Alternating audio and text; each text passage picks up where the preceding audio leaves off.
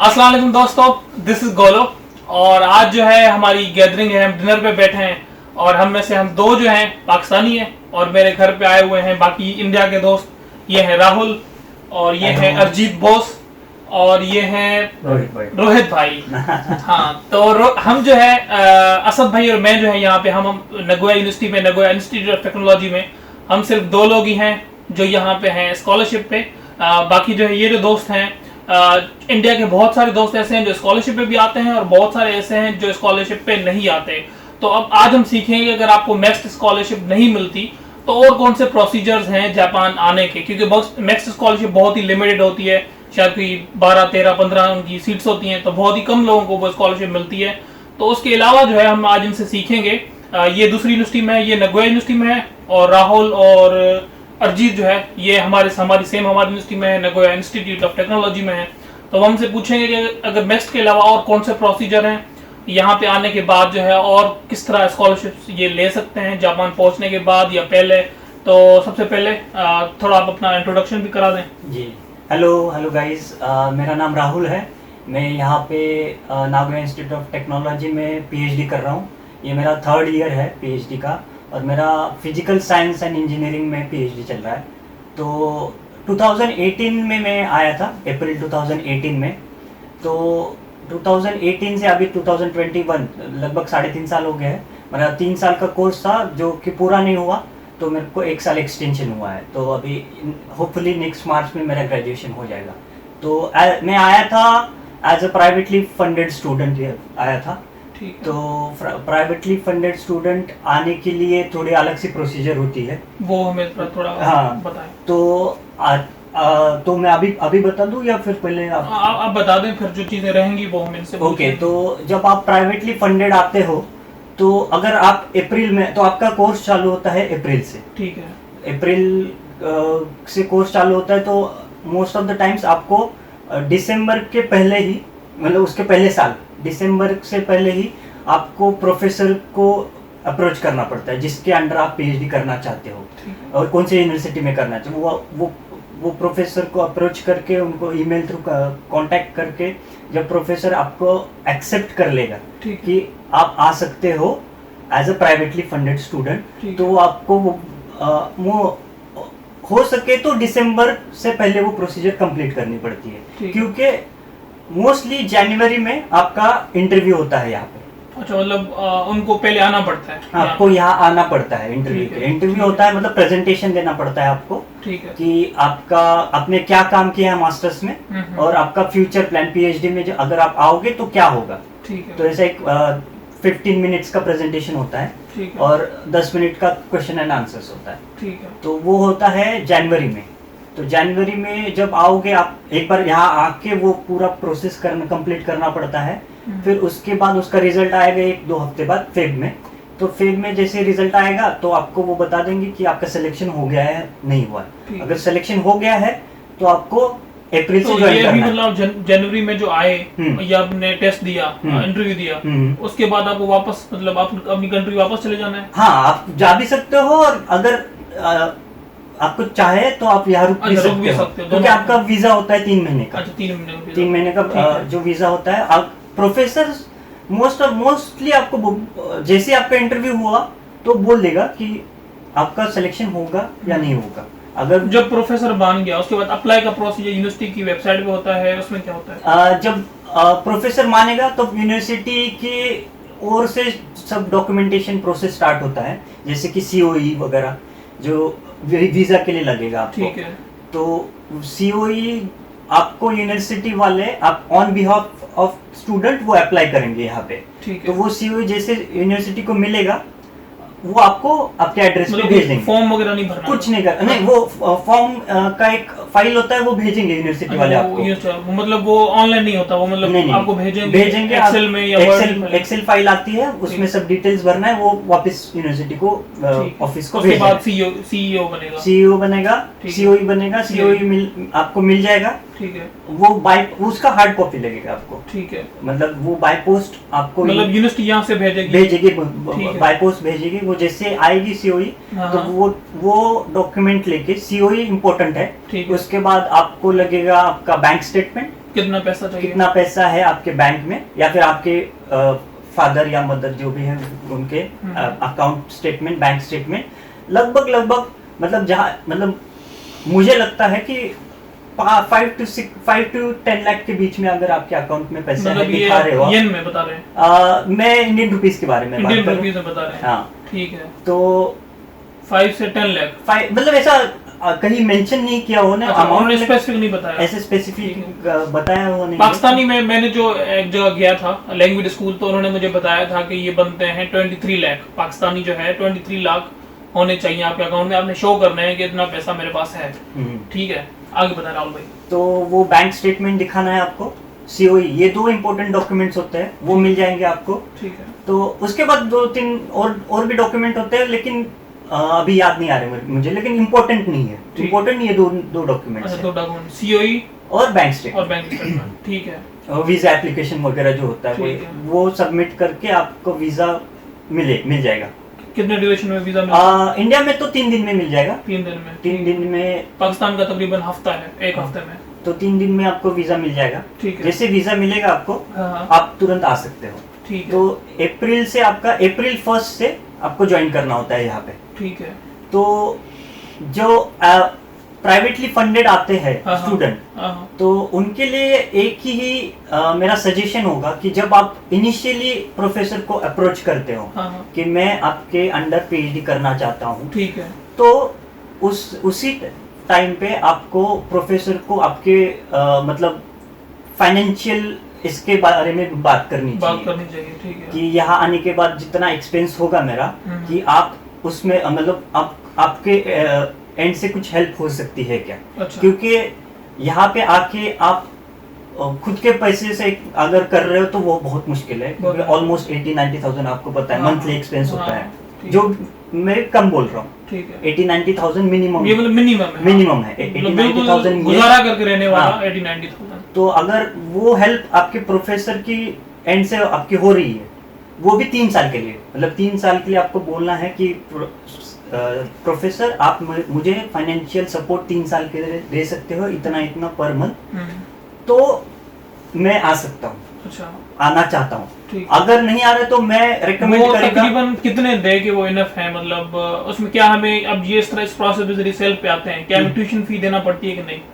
Tuition fees के लिए क्या होता है, जब फर्स्ट सेमेस्टर में आप आते हो तो फर्स्ट सेमेस्टर के लिए आपको एडमिशन फीस और ट्यूशन फीस फर्स्ट सेमेस्टर के लिए अप्लाई करना पड़ता है एग्जाम्शन के लिए। अच्छा, एग्जाम्शन माफ हो जाती है, जिसमें ट्यूशन फीस तो माफ हो जाएगी आपकी, एग्जाम्प्ट हो जाएगी, लेकिन एडमिशन फीस एग्जाम्प्ट होने के चांसेस बहुत कम होते हैं। अच्छा, तो मतलब आपने एप्लीकेशन दिया, कंफर्म नहीं होगा, कंफर्म, ठीक है। आपका हाफ एग्जाम भी हो सकता है या फिर नहीं भी हो सकता है। ठीक है, ट्यूशन फी माफ हो गई, तो उस पे हम बात नहीं करते। और वो दूसरी जो एडमिशन फी तकरीबन कितनी होती है? वो 2,80,000 येन होती है। 2,80,000 येन होती है। ठीक है। जो कि मेरे केस में मुझे पूरा देना पड़ा था।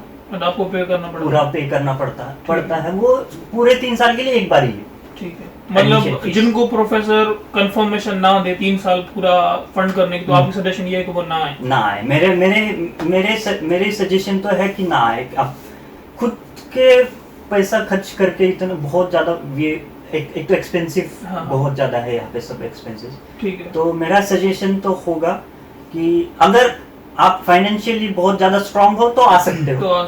ठीक है। अगर कोई आता है, और क्या वो पार्ट टाइम करके, जिस तरह पार्ट टाइम एक हफ्ते में 28 आवर्स अलग है, तो क्या वो पार्ट टाइम करके मैनेज कर सकता है? Is it doable? और बहुत ही तो ये जो है ना कि पार्ट टाइम कर सकते हो, मैनेज भी हो सकता है, लेकिन एट द सेम टाइम आपको आपके रिसर्च के बारे में भी सोचना है। तो मुझे तो नहीं लगता कि ये अगर पीएचडी कर रहे हो तो ये मुश्किल है थोड़ा मैनेज। और यहाँ आके भी आप, ऐसा नहीं है कि आप स्कॉलरशिप को अप्लाई नहीं कर सकते हो। यहाँ आकर भी बहुत सारे स्कॉलरशिप ऑप्शंस है। यूनिवर्सिटी स्कॉलरशिप जिसमें आप अप्लाई कर सकते हो। लेकिन कौन सी स्कॉलरशिप होती है, कुछ नाम एक दो के बता दें। जिस स्कॉलरशिप के लिए मैंने अप्लाई किया था वो थी रोटरी योनियामा करके स्कॉलरशिप होती है। ये मतलब आपका जब एडमिशन यहाँ पे हो जाए, एडमिशन होने के बाद की बात कर रहा हूँ मैं। ठीक है। तो लेकिन उसमें कैसा है कि आपको वो जापानीज प्रोफिशिएंसी के बारे में पूछते हैं, कितनी minimum N2 N3 minimum N3 Japanese N3 आनी लेवल चाहिए। आनी चाहिए, अच्छा, फिर वो मिलती है तभी मिलती है आपको। अच्छा। Most of the scholarship, university recommended scholarship आपको जापानीज प्रोफिशिएंसी मांगती है, तो अच्छा, उसमें भी आपका ये होना थोड़ा कम है, सही सही। मतलब सिलेक्शन होना कम ही है। तो इसीलिए मैं बोल रहा हूँ कि जब इनिशियल आप प्रोफेसर को अप्रोच कर रहे हो, प्लीज मेक श्योर कि आप उसी टाइम आप उनको रिक्वेस्ट करो कि मुझे 3 साल के लिए आपकी ओर से फंडिंग चाहिए, तो ही मैं आऊंगा। ठीक है, मतलब पहले हम कंफर्म करके फिर आए। हम्म। ठीक है। और अभी बात करेंगे अरिजीत भाई, आप अपना एक्सपीरियंस बताएं कि आप, इन्होंने तो सजेस्ट किया कि किसी को सेल्फ फंडिंग पे नहीं आना चाहिए, पहले प्रोफेसर से बात करके कि वो लैब की, इन केस स्कॉलरशिप नहीं मिलती तो वो लैब की कंफर्मेशन प्रोफेसर से ले कि मुझे कुछ ना कुछ, मतलब तकरीबन आई थिंक 1 लाख येन देना चाहिए एटलीस्ट, तभी आना चाहिए। इससे कम हो तो फिर उसको नहीं आना चाहिए। तो क्या आपकी क्या राय है इस बारे में? You will agree with Rahul, और आपको कुछ और सजेशन है? हाँ, तो सबसे पहले तो मेरा नाम अरिजीत है, मैं भी इधर पीएचडी कर रहा हूँ electrical and mechanical engineering department में, और मेरा भी 3rd ईयर ही चल रहा है। तो मैं 2019 में आया था, और मेरा भी जैसा राहुल ने बोला 2019 अप्रैल 1 से मेरा चालू हुआ था। 2022 में शायद मैं ग्रेजुएट हो जाऊंगा मार्च में होपफुली। मैंने प्रोफेसर को अप्रोच किया था सितंबर के महीने में, और उन्होंने मेरे को पहले ही बोल दिया कि मैं तुमको 3 साल के लिए पैसा दूंगा। उन्होंने कहा था, उन्हें पहले ही बोल दिया, तो मेरे को पूछने की जरूरत ही नहीं पड़ी। तो लेकिन मैंने फिर जापान में जो ऑलरेडी रह रहे थे उनको मैंने कंफर्म करवा कि ये पैसा इनफ है या नहीं। कितने तकरीबन दे? तो मेरे को प्रोफेसर दे रहा है अभी 1.3 मिलियन येन, मतलब 13 लाख होता है येन में, मतलब महीने का पकड़ लो 1,10,000 येन। अच्छा, हाँ, 13 लाख साल का, मतलब 1,10,000 येन महीने। 1,10,000 येन पर मंथ। और इधर पे जो रह रहे थे उन लोगों ने बोला कि हाँ तुम्हारा 80-90 हजार में हो जाएगा, तो okay, so you can afford, ठीक है, तो तुम्हारा चल जाएगा, तुम घर से पैसा नहीं लेना, क्योंकि मेरा पॉइंट वही था कि मैं घर से पैसा नहीं ले सकता मैं। ठीक है। तो वो तो एक पॉइंट है। तो मैं भी वही सजेस्ट करूंगा कि आपको अगर प्रोफेसर फंडिंग नहीं दे रहा है तो आना नहीं चाहिए, क्योंकि सिर्फ गुजारे के लिए नहीं, आप 3 साल अगर रहोगे ना, तो 3 साल ये जिंदगी का सबसे इम्पोर्टेंट फेज है, और आपके हजारों और भी खर्चे होंगे इधर। सिर्फ ऐसा नहीं कि आप खाने का खर्चा और ये रहने का खर्चा, बहुत सारे खर्चे होते हैं जो हमको पहले दिखता नहीं है ना, जो बाद आप रहते रहते आपको ऐसे लगेगा। ट्रैवलिंग जैसे कि इधर पे बहुत कॉस्टली है, कुछ भी हो जाए, घूमने जाओगे किधर, कुछ भी करोगे, 3 साल तो आप घर पे नहीं बैठोगे पूरा। तो ये तो पॉइंट है, ऑब्वियसली मेरा भी यही पॉइंट है कि सबसे पहले प्रोफेसर को ये कंफर्म कर लेना ही चाहिए कि आप मेरे को 3 साल के लिए फंडिंग दोगे या नहीं दोगे। तो ये पहली बात है। और ये कितना पैसा दोगे? एक चीज इसमें मैं ऐड करता हूँ कि जब प्रोफेसर को आप अप्रोच कर रहे हो ना, तो प्रोफेसर की ओर से आपको ऑप्शंस बहुत सारे प्रोफेसर बोलेंगे कि इनिशियली मैं आपको पैसे दे दूंगा, लेकिन यहाँ 1 साल दे दूंगा, क्योंकि यहाँ आपकी बहुत सारे स्कॉलरशिप ऑप्शंस है, आपको आप अप्लाई कर सकते हो, जिसमें आपको स्कॉलरशिप मिलने के चांसेस है। लेकिन मैं वापस बोल रहा हूँ, वो स्कॉलरशिप नहीं मिलेगी, बहुत मिलना मुश्किल है, क्योंकि मेरे हालत में, मेरे केस में कैसा है क्योंकि आपको पता है 6 महीने में आप जापानीज नहीं सीख सकते, उसके लिए लैंग्वेज बहुत इंपॉर्टेंट है। नहीं, इवन कुछ स्कॉलरशिप है जो जिसमें लैंग्वेज चाहिए भी नहीं होता, जैसे कि मैंने स्कॉलरशिप अप्लाई किया था टोयोटा का। नहीं, अगर आप जो हो फॉर एग्जांपल इस प्रोफेसर की फंडिंग पे आए हो, तो यूनिवर्सिटी में और भी स्कॉलरशिप, जिस तरह इन्होंने रोटरी का बताया, वही बोल रहा हूँ, क्या आप एलिजिबल, जिसका हम लोग एलिजिबल नहीं है? हाँ, तो आप कर सकते हो? हम कर सकते हैं एप्लीकेशन, लेकिन जैसे कि राहुल ने बोला कि मोस्ट ऑफ द स्कॉलरशिप में वो जापानीज प्रोफिशिएंसी चाहिए होता है, लेकिन कुछ है जिसमें नहीं भी चाहिए होता है। कुछ उनमें से थोड़ा बताओ। जैसे कि मैंने अप्लाई किया था टोयोटा टूशो करके स्कॉलरशिप होता है, उसमें नहीं चाहिए। जैसे कि नाकाजिमा स्कॉलरशिप एक होता है, उसमें भी उतना इंपॉर्टेंट नहीं है कि आपको चाहिए ही चाहिए। लेकिन इसमें प्रॉब्लम है, क्योंकि मैं जब अप्लाई किया, मेरा प्रोफेसर को भी लगा था कि ये तो मिल ही जाएगा, क्योंकि प्रोफेसर के एंड से भी रिकमेंडेशन सब चला गया था, लेकिन लास्ट में जाके बोलता है कि नहीं मिला आपको। अच्छा, उन्होंने आपको नहीं दिया था? हाँ, और इसका रीजन किसी को नहीं पता है। ठीक है। और क्योंकि उसमें जापानीज चाहिए ही नहीं थी, उसमें साफ लिखा हुआ था कि जापानीज इज नॉट रिक्वायर्ड। ठीक है। तो इसलिए वो राहुल जो बोला वो भी सही है, इसलिए सही है कि इस स्कॉलरशिप पे भरोसा मत करो। मिल गया तो ये अच्छी बात है, लेकिन इस पे भरोसा करके आप नहीं आ सकते हो जापान में। सही से। तो पहली बात वही है कि प्रोफेसर से वो 3 साल का पैसा भाई दोगे मेरे को, तो ही मैं आने वाला हूँ। और प्रोफेसर को ये पूछने में कोई शर्म की बात नहीं है, क्योंकि ये आपका जिंदगी का 3 साल आप देने वाले हो, तो you are not a slave here. आपकी बहुत मतलब हक है ये पूछने का कि मेरे को पैसा मिलेगा और कितना मिलेगा। और अभी हम बात करेंगे किरण भाई रोहित बोल रहे हैं। रोहित मुझे किरण इजी याद रहता है, रोहित भूल जाता है, तो रोहित किरण। तो रोहित भाई, आपकी यूनिवर्सिटी हमसे थोड़ी बड़ी भी है, डिफरेंट भी है, तो क्या आपके पास ज्यादा स्कॉलरशिप के ऑप्शन हैं? तो आप उनके बारे में जरा हमें बताएं। हेलो गाइस, मेरा नाम है रोहित किरण। मैं इंडिया से बिलोंग करता हूँ। इंडिया में साउथ इंडिया से बिलोंग करता हूँ, आंध्र प्रदेश। मैं BTech national institute of technology Tiruchirappalli से पढ़ा हूँ और masters Indian institute of technology Kanpur में पढ़ा हूँ। ये वाला टॉप 20 यूनिवर्सिटीज़ में आता है इंडिया में। अभी मैं पीएचडी नगोया यूनिवर्सिटी में कर रहा हूँ। नगोया यूनिवर्सिटी में एक स्कूल है, graduate school of environmental studies, और उसको पहले मैं अप्लाई करने के लिए, प्रोफेसर को अप्लाई करने के लिए मेरे को ऑप्शन मिला था बहुत सा। अभी अप्लाई किया, उस प्रोफेसर के पास बहुत प्रोजेक्ट्स रहता था। वो डायरेक्टली मेरे को अप्रोच किया था, तुम ये प्रोजेक्ट में अप्लाई कर सकते हैं क्या?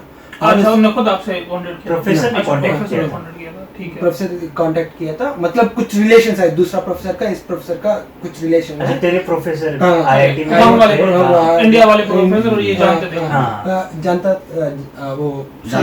जानते थे। सही से। और उसके बाद मेरे को इंटरव्यू का कॉल लेटर आया था। पहले हम लोग कुछ डॉक्यूमेंट्स भेजना था। एक हफ्ते के लिए हम लोग को अपॉर्चुनिटी मिला था नगोया यूनिवर्सिटी आने के लिए। और उसके बाद नगोया यूनिवर्सिटी के आने के बाद हम लोग को एक एग्जाम दिया था और एक इंटरव्यू, और एक्सटर्नल प्रोफेसर 3 लोग रहता है। मेरा प्रोफेसर और अभी कर रहा हूँ ना वो प्रोफेसर, और 2 एक्सटर्नल प्रोफेसर रहता है। उन लोग इंटरव्यू लेते हैं, तुम्हारा मास्टर्स में क्या क्या तुम्हारा थीसिस किया है। और उसके बाद इधर आने के बाद हम लोग को प्रोफेसर ने कुछ फ्लाइट टिकट आने के जाने के लिए, रहने के अच्छा, लिए, इनके और केस में। एक्स्ट्रा प्राइस हम लोग को कुछ मतलब एक हफ्ते के आपका फ्लाइट भी कवर? हाँ, एक हफ्ते रहने के लिए हम लोग को 20,000 रियल दिया। 20,000 रियल दिया क्योंकि खाने के लिए वो।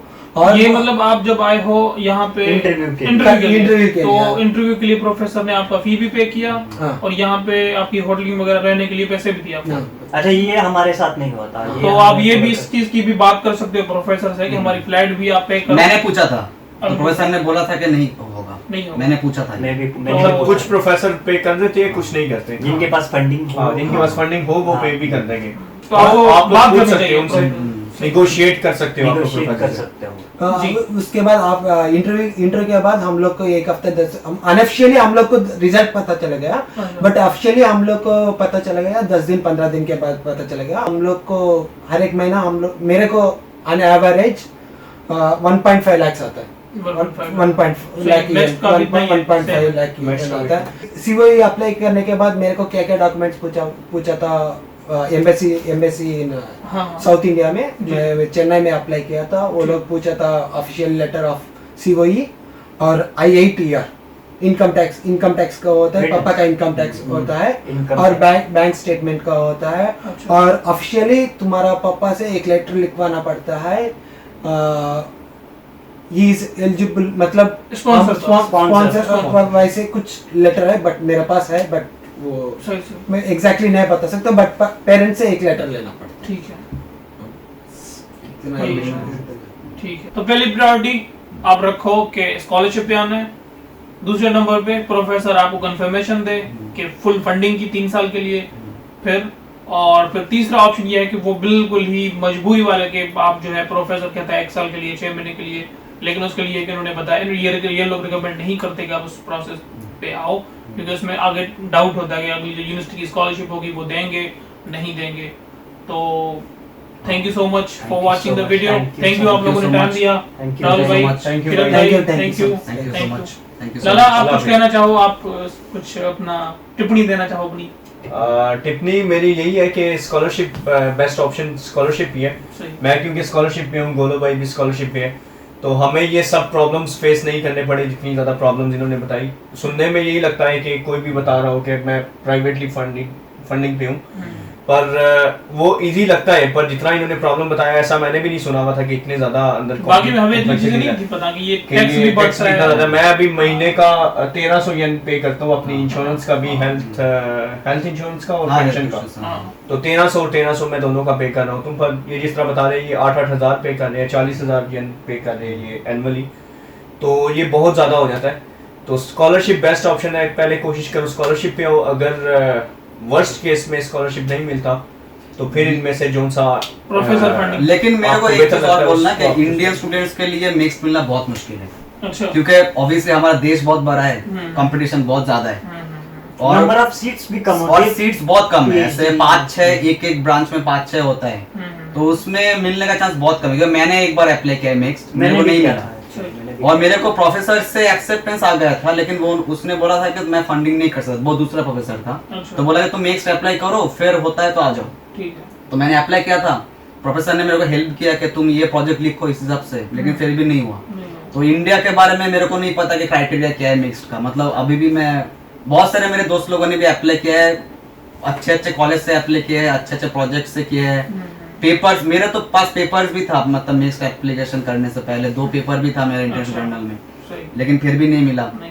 तो ये मिक्स तो मुश्किल है, तो लेकिन प्राइवेट फाइनेंस में आना चाहते हो तो ऑब्वियसली वेलकम, लेकिन ये सब पैरामीटर्स ध्यान में रख के कि मेरे को, मेरे ख्याल से पहले तुम प्राइवेट फंडिंग से आ रहा है तो तुम्हारा प्रोफेसर कैसे है पहले वो देखना पड़ेगा, और कुछ उससे बात करने के बाद वो कुछ सजेशन देगा, प्रोफेसर सजेशन देगा, कुछ कोई स्टूडेंट और फॉरेनर स्टूडेंट है तो उससे अच्छा खासा बात कर लेना पड़ेगा, और कैसे डिपार्टमेंट कैसे में, बचेगा हाँ, डिपार्टमेंट में अगर कोई हाँ। दूसरा स्टूडेंट है तो उनसे बात करना बात बहुत करना है, helpful कैसे है प्रोफेसर कितना, आपको वेबसाइट पे सब डिटेल्स मिल जाते हैं हाँ, यहाँ सब पे, details जैसे मतलब- भी- उसके अंडर हाँ। कौन कौन है काम कर रहा है। वो किसका प्रोफेसर का स्टूडेंट, तुमको ईमेल सब क्या पूरा डिटेल्स मिल जाता है, कोई फॉरेन स्टूडेंट है तो। यही है। ठीक है जी, थैंक यू सो मच। बाकी और भी क्वेश्चन Goodbye. तो कोई क्वेश्चन हो तो आप कमेंट करिएगा, आप हाँ, इंशाल्लाह बताएंगे, बताएंगे, कोशिश करेंगे। कोशिश करेंगे। चलो, टेक केयर, अलविदा। अल्लाह हाफिज़।